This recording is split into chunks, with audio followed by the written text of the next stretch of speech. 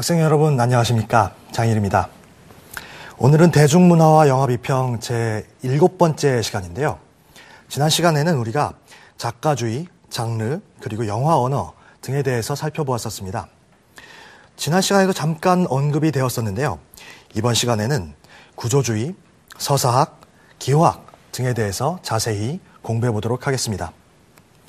먼저 구조주의에 대해서 살펴보겠는데요.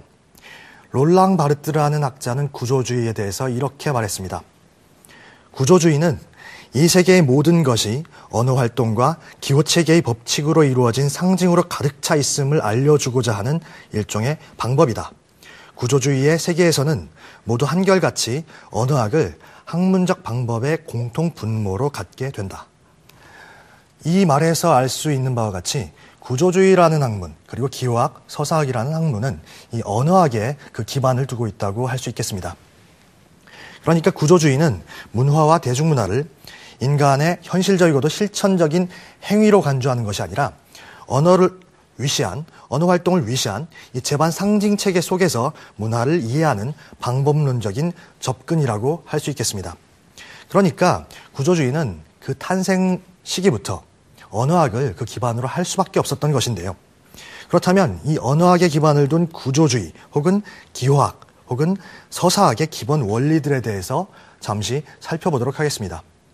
일단 이 기호학이라는 말에서 쓰이는 이 기호라는 말의 어원은 시그넘, 그러니까 SIGNUM, 시그넘인데요. 이 말은 원래 소변검사를 의미했습니다. 그러니까 이 소변 검사를 할 때 어떤 흔적을 좇아서 그 흔적이 의미하는 바가 무엇인지를 살펴보고자 한다라는 의미로 파악하시면 되겠죠. 기호학 혹은 언어학의 기반을 둔 이 기호학이라는 것의 창시자는 흔히들 페르디낭드 소시르라는 학자라고 합니다. 그렇다면 이 소시르가 무엇을 이야기했는지 살펴보겠습니다. 이 소시르가 말하는 이 기호는 기표와 기의로 이루어져 있다고 합니다. 이 기표라는 것은 우리가 흔히들 말하는 단어, 즉 개, 영어로는 도그가 되겠죠. 이 표시하는 그 단어 자체가 되겠고, 기의라는 것은 그 단어가 뜻하는 바, 개념적인 이미지가 되겠죠. 실제로 움직이는 개의 모습, 바로 그것이 기의가 될 것입니다. 다시 말해서 이 기표라는 것은 이 개념적 이미지인 기의가 지니고 있는 어떤 청각적인 이미지를 그 말로, 단어로 표시한 것이라고 할 수 있겠고요. 기의라는 것은 간단하게 개념이다 라고 이해하시면 되겠습니다.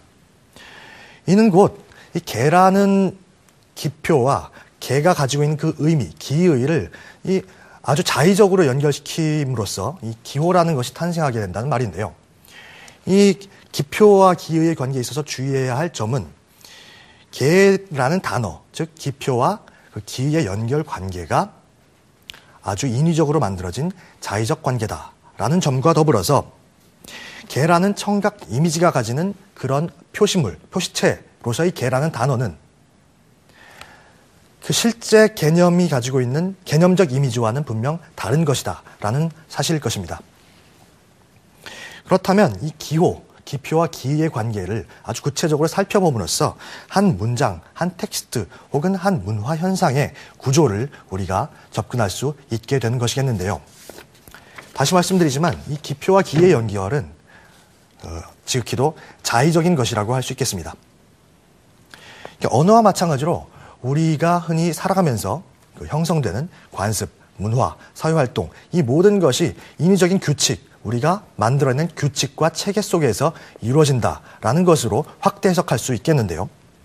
이는 곧 하나의 기의 혹은 하나의 기호가 그 자체로서 의미가 있는 것이 아니라 그 기호가 다른 기호 혹은 다른 가치와의 관계 속에서, 그리고 기호와 기호의 연결 관계 속에서 의미가 제대로 서는 것이다 라는 이해로까지 확장될 수 있겠습니다. 그러니까 이 다른 유사한 가치들, 하나의 가치만이 중요한 것이 아니라, 하나의 개념만이 중요한 것이 아니라 다른 개념 혹은 다른 가치와의 관계 혹은 그 차이, 연결, 그 속에서 하나의 기호의 의미가 제대로 섬으로써 텍스트의 구조, 한 사회, 문화활동의 구조를 파악할 수 있게 되는 것이라고 할 수 있겠죠. 따라서 소쉬르는 의미라는 것은 낱말이 갖는 본질적인 속성, 그 자체로서 의미가 있는 것이 아니라 차이의 관계, 결합과 선택의 관계에 의해서 나타난다고 보았습니다. 이 관계, 이 기호와 기호가 맺는 관계에는 크게 두 가지가 있다고 소쉬르는 설명하고 있는데요. 그 첫 번째 것은 먼저 연상관계, associative relation입니다. 이 연상관계라는 것은 계열체라는 것이 형성되는 관계이다 라고 할 수 있겠는데요. 이 계열체라는 것은 주어진 상황에서 주어진 의미의 다발, 그러니까 상호 교환성을 지니고 있는 기호의 다발이라고 할 수 있겠습니다. 한 계열체 내의 모든 기호 단위들이 공통적인 요소, 즉 유사성을 지니고 있는데요. 예를 들어서 한 문장, 나는 학교에 간다 라는 문장에 있어서 나 대신에 너를 집어넣거나 그녀, 우리, 너희를 집어넣을 수 있는 가능성, 나와 너, 그녀, 우리, 너희의 가능성, 이것이 바로 계열체적 관계, 연상관계라고 할 수 있겠습니다. 그러니까 단어나 어휘가 이 계열체적 관계를 이루고 있는 연상관계의 가장 대표적인 예라고 할 수 있겠죠. 그러니까 조금 어려운 말로 이 연상관계라는 것은 담론 밖에서의 관계다라고 할 수 있는 것입니다. 나는 학교에 간다라는 한 문장 내에서의 관계가 아니라 문장 밖의 다른 단어들, 너, 그녀 등의 다른 단어와의 관계들, 담론 밖의 관계라고 할 수 있는 것이죠. 계열체적으로 기호가 작용을 한다라고 하는 것은 이 각 단어들 사이에 이 변별적인 특징이 있기 때문에 가능한 것이라고 할 수 있겠습니다. 그러니까 이 전이 기능이란 말도 여기서 파생된다고 할 수 있겠는데요. 하나의 기호에서 다른 기호로 어떤 특성을 전이하면서 원래 갖고 있지 않았던 다른 특성을, 다른 의미를, 다른 개념을 지시하게 된다라는 말이겠습니다. 그러니까 이 연상관계라는 것은 흔히들 은유적 관계다라는 말로 표현하기도 합니다. 이 두 번째 관계는 이 통합관계라는 것인데요. 이 통합관계로 형성되는 것이 바로 통합체라고 할 수 있겠습니다. 이 통합관계, syntagmatic relation이라고 하는 이 통합관계는 하나의 기호 단위가 한 계열체 내에서 선택되어서 다른 기호들과의 특별한 특정한 규칙들에 따라서 결합된 그 형태를 말합니다.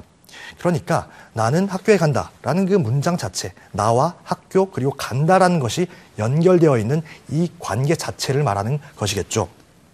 그러니까 언어 기호의 경우 배열이 바뀌면 의미도 당연히 달라지겠죠. 실내 장식에서 각 인테리어가 바뀌면 전체 실내 분위기가 달라지는 것처럼 말입니다. 이 통합관계라는 것은 이 연상관계와는 달리 이 환유적 관계라고도 할 수 있겠는데요. 그러니까 동일한 차원, 한 문장, 한 담론 내에서 다른 의미, 그리고 갖가지 구별되는 여러 가지 의미를 만들어낼 수 있다라는 점에서 바로 그렇다고 말씀드릴 수 있겠습니다. 그러니까 영상 매체의 경우에는 한 화면 내에서의 연결, 즉 시간적인 연결이 바로 이 통합관계에 해당한다고 할 수 있겠습니다.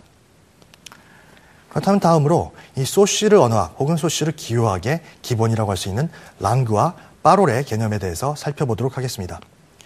소쉬르가 말하기를 랑그는 언어 혹은 말을 의미하는 프랑스어로 일반 언어학 강의, 소쉬르가 쓴 책이죠. 거기서 한 언어의 체계 전체 혹은 언어의 결합 규칙, 체계 등을 지칭하는 데 사용했습니다. 반면에 파롤은 그 체계 속에서 생겨난 특정한 발화를 의미하는데요. 우리가 실제로 사용하고 있는 이 말, 제가 지금 말하고 있는 말이나 여러분들이 일상생활에서 쓰고 있는 말이 바로 파롤에 해당한다고 할 수 있겠습니다. 그러니까 랑그는 잠재적이고 사회적인 언어이다. 고정적이고 서서히 움직이며 심리적인 성격을 지니고 있는 언어이다 라고 말할 수 있겠고요. 파롤은 현실적이고 개인적인 언어이다. 혹은 자유롭고 일시적이며 심리적이고 물리적인 언어이다 라고 말할 수 있겠습니다. 쉽게 말하자면 랑그는 우리 머릿속에 들어있는 개념적인 언어, 체계를 말하는 것이고 파롤은 우리가 실생활에서 직접 사용하는 언어를 가리키는 것입니다. 이처럼 한 문장 혹은 텍스트 구조를 언어학에 기반해서 기호와 기호의 관계, 그리고 그 구성 요소와 구성 요소 간의 관계, 그 관계에 있어서 형성되는 차이와 유사성의 문제를 다루는 것이 바로 구조주의, 기호학 혹은 서사학이라고 할 수 있겠는데요. 이러한 차이들로서 나타나는 것이 영상 매체의 경우에는 당연히 선과 악의 대립 혹은 주인공과 주인공 간의 영웅적 대립 등의 현상으로 나타날 수 있겠죠. 레비스트로스나 프롭 같은 이 민담 서사학자들은 이러한 구조주의 바탕을 두고 이 민담 구조, 선악의 대립이라는 이분법으로 모든 이야기들을 설명하고자 했습니다. 그렇다면은 이 레비스트로스나 이 프롭이 주장하는 이 서사학의 기본 원리들을 구체적으로 살펴보기 전에 이 서사학 영화에 있어서의 이 서사 구조를 확립했다라는 평가를 드는 작품인 국가의 탄생의 장면들을 잠시 만나보도록 하시겠습니다.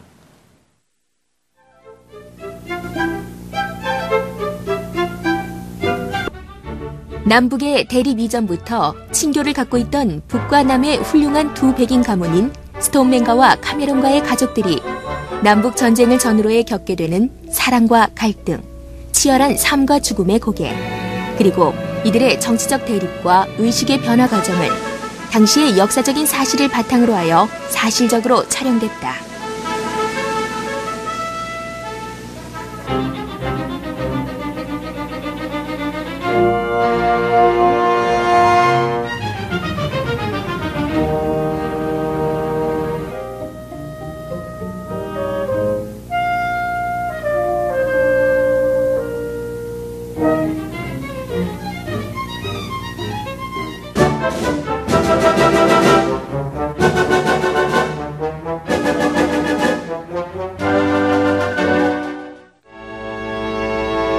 북의 스톤맨가는 과격한 노예 폐지론자인 아버지 오스틴 스톤맨과 두 아들, 아버지를 보살피는 딸 엘지가 있었다.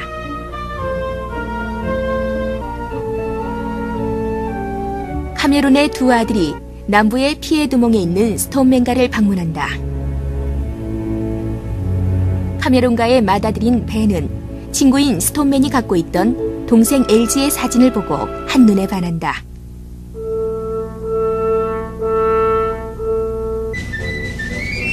그 후 전쟁의 기운이 몰아치고 북의 통치를 거부하는 남의 분리선언으로 남북 전쟁의 소용돌이에 휘말리고 두 가문의 남자들 역시 전쟁에 참가하게 된다.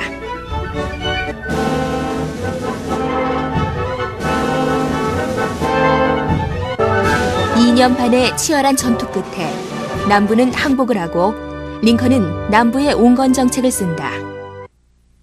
그러나 링컨이 존 윌키스에게 저격을 당해 사망하자 스톤맨이 실권을 장악한다. 남부는 스톤맨의 총애를 받는 혼혈인 린치에게 그 권한이 넘겨진다. 그러나 남부의 무정부적 상태에서 벤의 여동생이 흑인 거스에 의해 절벽에서 떨어져 죽는다.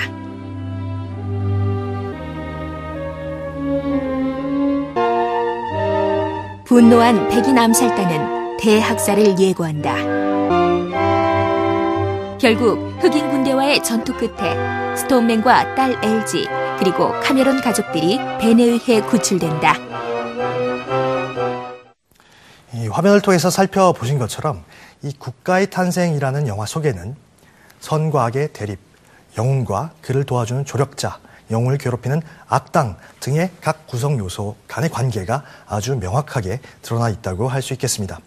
그렇다면은 이 국가의 탄생의 내용을 대체적으로 머릿속에 염두에 둔 상태에서 이 레비스트로스 그리고 프롭 등의 이론에 대해서 살펴보도록 하겠습니다. 먼저 레비스트로스에 대해서 살펴보겠는데요. 레비스트로스는 1950년대와 60년대를 중심으로 활동했던 프랑스의 구조주의 인류학자입니다. 신화의 기본 구조는 이항대립, 바이너리 아포지션, 즉 두 쌍의 대립이다라고 주장한 학자인데요. 원시사회의 신화라는 것은 기본적으로 모든 이야기 구조에 있어서 이 두 쌍, 이 대립관계가 되는 이 두 쌍을 기본 구조로 하여 진행되고 있다라고 주장한 것입니다. 그러니까 이 추상적인 수준에 있어서의 대립이라고 하면 선과 악이 되겠죠. 그것이 구체적 수준의 대립의 형태로는 우리와 너희, 인정이 있는 사람과 없는 사람, 인간다운 사람과 비인간적인 사람, 감성적인 사람과 아주 냉혈한 사람, 그리고 문명과 야만 등의 이항 대립으로 이루어질 수밖에 없다라고도 주장하고 있는 것이죠. 그것이 이 국가의 탄생을 예로 들어서 살펴보자면 이 백인과 흑인 혹은 백인과 혼혈인의 대립이 있겠죠. 그 다음에 벤과 스톤맨 집안으로 대표되는 좋은 사람들과 거스와 린치로 대표되는 이 나쁜 사람들이 있겠고, 그 다음에 백인 KKK, 이게 암살단이죠. 이 KKK로 대표되는 조력자, 주인공을 도와주는 사람들이 있겠고 흑인 군대를 위시한 주인공을 괴롭히는 악의 무리들이 있겠죠. 이런 식으로 선과 악의 모습이 이 국가의 탄생에는 아주 극명하게 드러나 있다고 할 수 있겠습니다. 그러나 이 레비스트로스라는 사람이 말한 이 이항 대립이라는 것은 좀 전에 언급했던 이 연상관계와 통합관계 중에서 단지 하나의 관계, 즉 앞의 것이죠. 연상관계, 그러니까 계열체가 형성되는 관계에만 초점을 맞추고 있는 것이겠죠. 그 관계가 어떻게 통합체적으로 유기적으로 이루어지고 있는가라는 부분에 대해서는 거의 언급을 하고 있지 않다는 점을 유의하셔야 할 것 같습니다.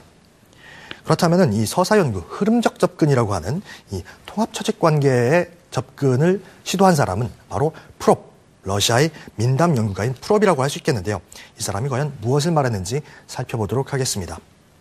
일단 이 프롭은 100여 개의 러시아의 민담을 분석함으로써 그 중에는 약 31 정도의 단계적 흐름을 찾아낼 수가 있다라고 주장하였습니다. 이 31개는 다시 크게 6단계로 나누어서 크게 나누어 볼 수 있다라고 주장했는데요. 그것이 바로 이러한 시도 자체가 바로 이 흐름적 접근, 통합관계적 접근, 그러니까 통합체를 만들어내는, 통합체를 분석하고자 하는 시도였다고 할 수 있겠습니다. 그렇다면 먼저 이 서사연구, 흐름적 접근에 있어서의 각 배역의 역할, 이 프롭이 주장한 각 배역의 역할에 대해서 살펴보겠습니다. 약 7가지 정도의 역할이 있는데요. 먼저 악당입니다.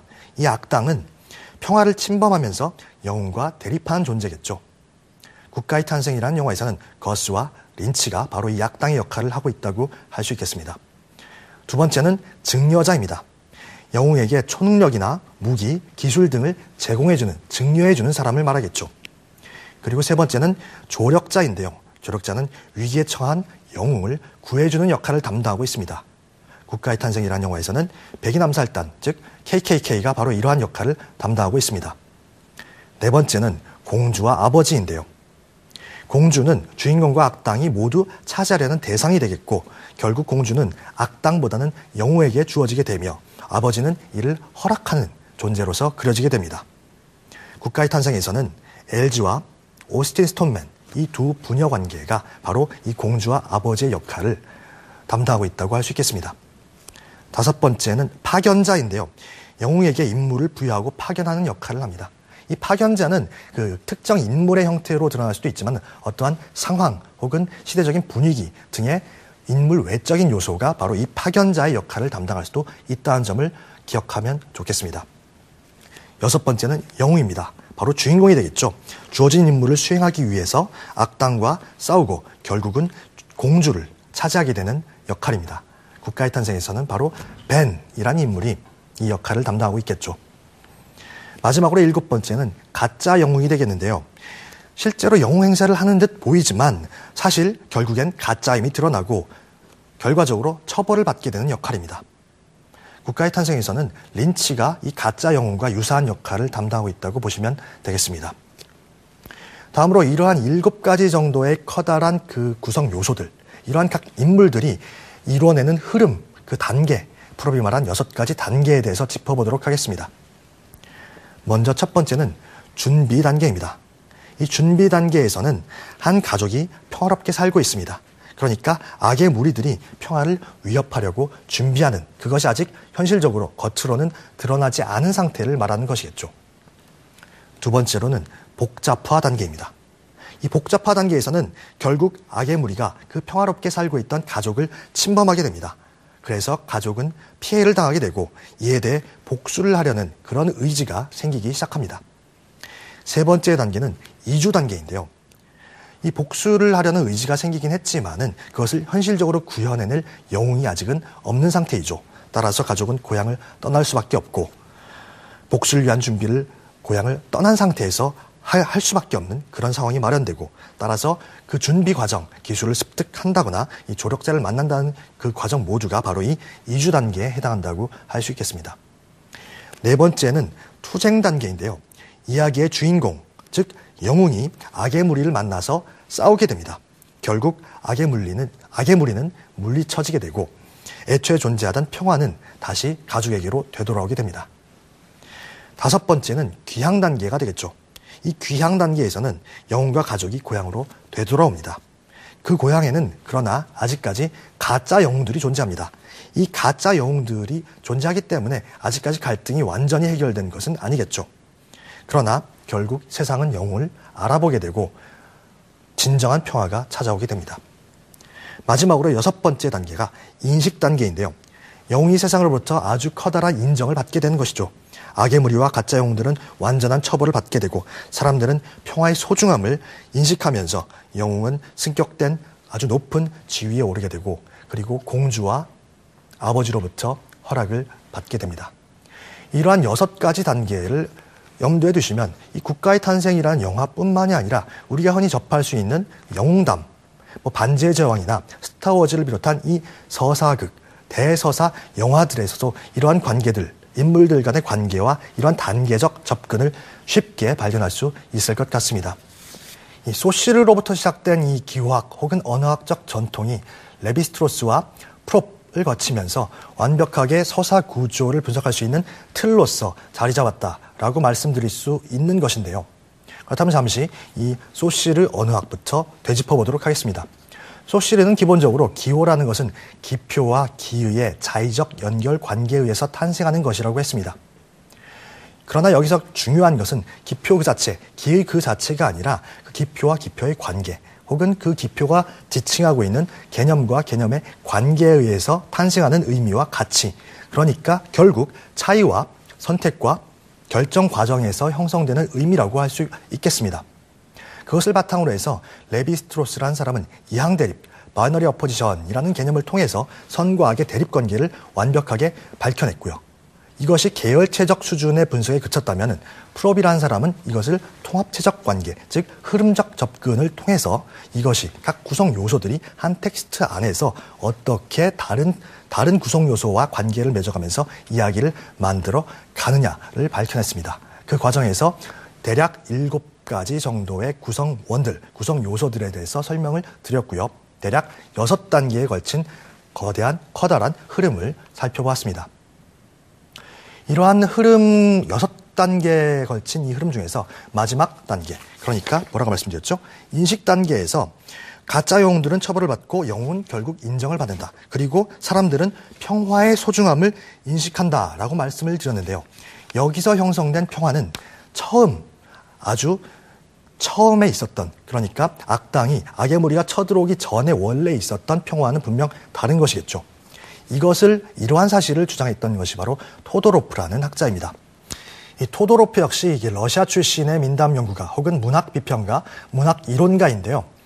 토도로프는 이 레비스트로스와 프롭을 통해서 확립된 이 이야기 구조의 전통, 서사 구조의 전통, 그러니까 신화의 구조를 더욱 명확하게 밝히고자 하는 시도를 했었습니다.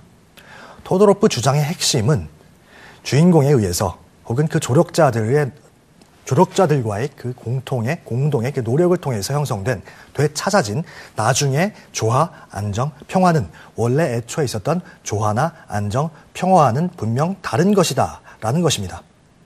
그러니까 일단 한번 잃어버린 조화와 안정 그리고 평화를 되찾기 위해서는 주인공을 비롯한 모든 사람들의 노력이 필요하고 그리고 일부 사람들의 희생이 필요한 것입니다.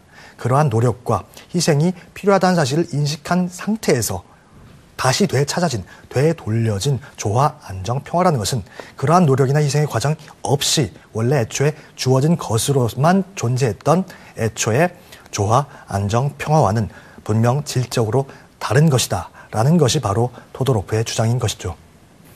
우리가 흔히 영화를 비롯한 이 대중문화의 텍스트를 접할 때 이 앞부분에 시작 단계죠. 이 앞부분에 이게 존재하던 이 평화나 이게 조화 상태를 볼 때 별 감흥이 없다가 그것이 해결되는 과정을 통해서 나중에 평화나 조화, 안정이 얻어지면은 그것을 통해서 감동받고 그리고 기뻐하는 이유가 바로 이러한 서사 구조, 이야기 구조 때문일 것입니다. 그러한 이야기 구조를 밝혀내고자 노력했던 것이 이때까지 말씀드렸던 레비스트로스, 프롭, 그리고 토도로프 등의 학자였던 것이죠.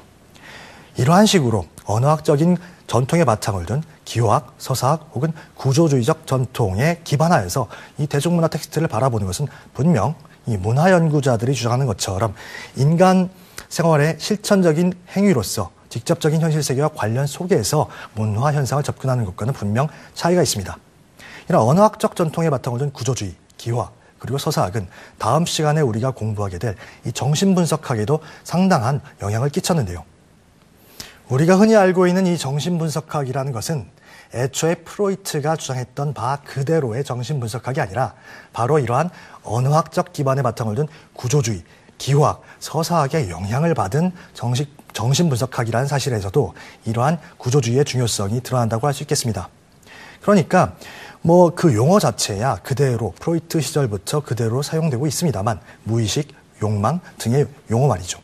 그러나 우리가 알고 있는 그리고 대중문화 텍스트에 적용하는 수단으로서 사용되고 있는 이 정신분석학이라는 것은 락강이라는 사람에 의해서 재해석된, 그러니까 무의식 역시 언어와 같은 상징 체계로서 이루어지고 있다라고 프로이트를 재해석한 이 락강의 이론을 중심으로 세상에 알려진 정신분석학인 것입니다. 다음 시간에는 이러한 정신분석학에 대해서 아주 구체적으로 살펴보도록 하겠는데요. 이 정신분석학의 영향력이 큰 만큼 정신분석학이 영향을 받은 이 구조주의 혹은 기화학, 서사학의 영향력도 그만큼 크다고 말씀드릴 수 있겠습니다. 오늘 하루 다소 어려운 부분에 대해서 공부하시느라 수고하셨습니다. 그렇다면 다음 시간에 뵙겠습니다. 고맙습니다.